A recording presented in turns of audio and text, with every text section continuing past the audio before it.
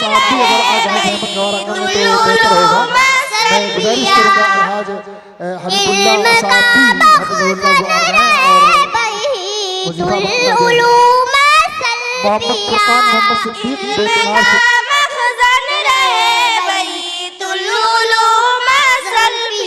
تم نور ہدایت کے پیکر، تم وجہ فروغ ایمانی،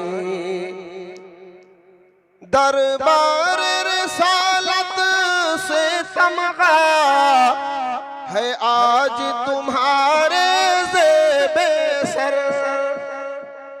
دربار اب دوسرے بچے کا نام ہے محمد فرقان محمد صدیق بیتنار سدھارتھ نگر. یہ ہمارے ہاں 3 پارے حفظ کیے ہیں اور کہیں سے اور کر کے آئے تھے اور پھر دور مکمل انہوں نے کیا. جن کا بقایا وہ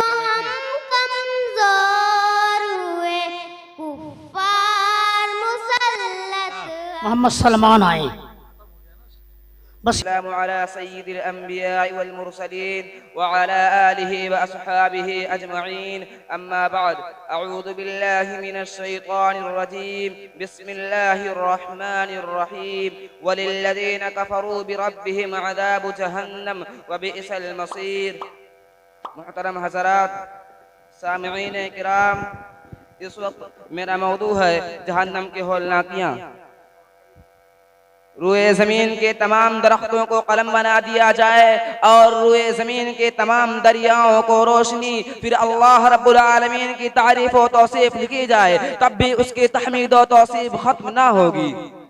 کہ جن لوگوں نے اپنے رب کے ساتھ کفر کیے ان کا ٹھکانہ جہنم ہے، جہنم عذاب کا گھر ہے. اہل جہنم کو جہنم کی صورتحال بتائی گئی ہے.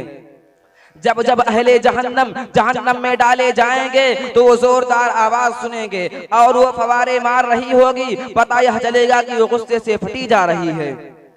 جب اس میں کوئی فوج ڈالی جائے گی تو جہنم کا نگراں سوال کرے گا، کیا تجھے کوئی دنیا میں ہوشیار کرنے والا نہیں آیا تھا؟ وہ جواب دیں گے، ہمیں ڈرانے والا آیا تھا مگر ہم نے اس کی باتیں نہیں مانی، اسے جھٹلا دیا اور کہا اللہ رب العالمین نے کچھ بھی نازل نہیں کیا. اہل جہنم اقرار کریں گے، اگر ہم نے بات مانی ہوتی اور عقل سے کام لیا ہوتا تو آج یہ دن نہ دیکھنا پڑتا. دوزخ کا دروغہ تصدیق کرے گا، دوری ہو، پھر وہ ہمیشہ کے لیے اس جہنم کی بھڑکتی ہوئی آگ میں ڈال دیے جائیں گے.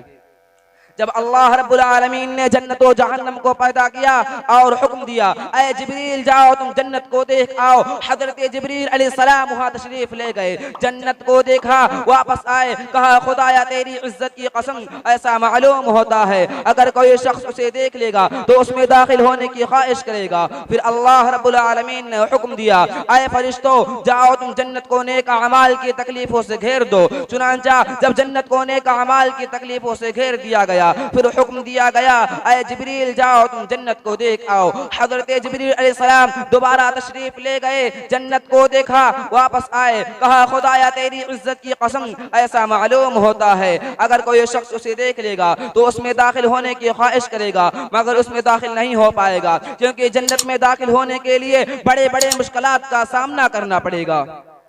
پھر اللہ رب العالمین نے حکم دیا، اے جبریل جاؤ تم جہنم کو دیکھ آؤ. حضرت جبریل علیہ السلام وہاں تشریف لے گئے، جہنم کو دیکھا، جہنم کی آگ بھڑک رہی تھی، چنگاریاں چمک رہی تھی، شعلے ایک دوسرے پر غالب و مسلط تھے. اسے دیکھ کر واپس تشریف لائے، کہا خدایا تیری عزت کی قسم، ایسا معلوم ہوتا ہے اگر کوئی شخص اسے دیکھ لے گا تو اس میں داخل نہیں ہوگا. پھر اللہ رب العالمین نے حکم دیا، اے فرشتوں جاؤ تم جنت کو خواہشات نفس کی تکلیفوں سے گھیر دو. چنانچہ جب جہنم کو خواہشات نفس کی تکلیفوں سے گھیر دیا گیا پھر حکم دیا گیا، اے جبریل جاؤ تم دوبارہ جہنم کو دیکھ آؤ. حضرت جبریل علیہ السلام وہاں تشریف لے گئے، جہنم کو دیکھا، واپس آئے، کہا خدایا تیری عزت کی قسم، ایسا معلوم ہوتا ہے اگر کوئی شخص اسے دیکھ لے گا تو اس میں داخل نہیں ہوگا مگر کوئی شخص جہنم سے بچ نہیں پائے گا، کیونکہ جہنم سے بچنے کے لیے خواہشات نفس سے بچنا پڑے گا اور کوئی شخص خواہشات نفس سے بچ نہیں پائے گا. پھر حضرت جبریل علیہ السلام آپ صلی اللہ علیہ وسلم کے پاس تشریف لے گئے، آپ صلی اللہ علیہ وسلم انہیں دیکھ کر کھڑے ہو گئے، کہا اے جبریل کیا بات ہے، آج آپ کے چہرے پہ رنج و غم کے آثار دیکھ رہا ہوں.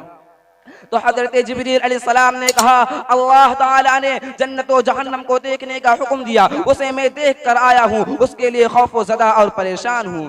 تو آپ صلی اللہ علیہ وسلم نے کہا اس کے کچھ حالات بیان کیجئے۔ تو حضرت جبریل علیہ السلام نے کہا اللہ تعالیٰ نے جہنم کی آگ کو 1000 برس تک دھوکنے کا حکم دیا، اسے 1000 برس تک دھوکا گیا، پھر وہ سفید ہو گئی، پھر اسے 1000 برس تک دھوکا گیا، پھر وہ سرخ ہو گئی، پھر اسے 1000 برس تک دھوکا گیا، پھر وہ بالکل سیاہ اور تاریک ہو گئی، نہ اس کے شعلے چمکتی ہیں نہ اس کی چنگاریاں بجتی ہے۔ خدا کی قسم جہنم میں 70,000 وادی ہے، ہر وادی میں 70,000 کھائی ہے، ہر کھائی میں 70,000 کنواں ہے، ہر کنواں میں 70,000 اژدہا ہے، ہر اژدہا کے منہ میں 70,000 بچھو ہے جو فاسقوں فاجروں منافقوں اور نافرمانوں کو کاٹتے اور ڈستے ہیں۔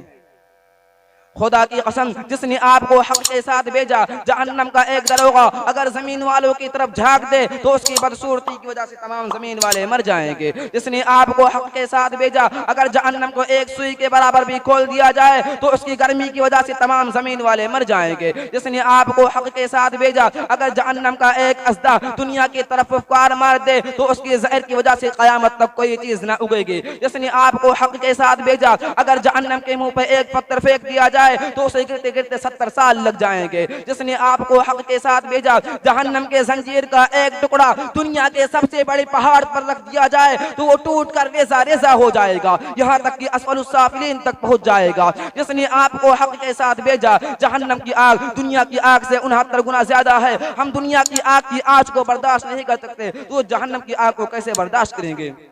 پھر آپ صلی اللہ علیہ وسلم نے کہا بس کرو جبریل، میرا دل پاش پاش ہو رہا ہے، کہیں ایسا نہ ہو کہ میں مر جاؤں۔ اتنے میں دونوں رونے لگے، اتنے میں ان دونوں کو آواز دی گئی اے جبریل اے محمد مت رو، میں نے تم دونوں کو نافرمانیوں سے امن دیا ہے۔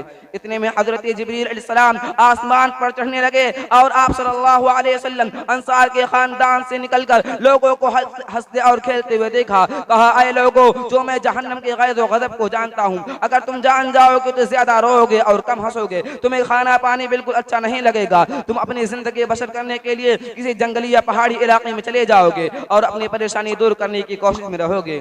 وآخر دعوانا الحمدللہ رب العالمین۔ السلام علیکم۔ وعلیکم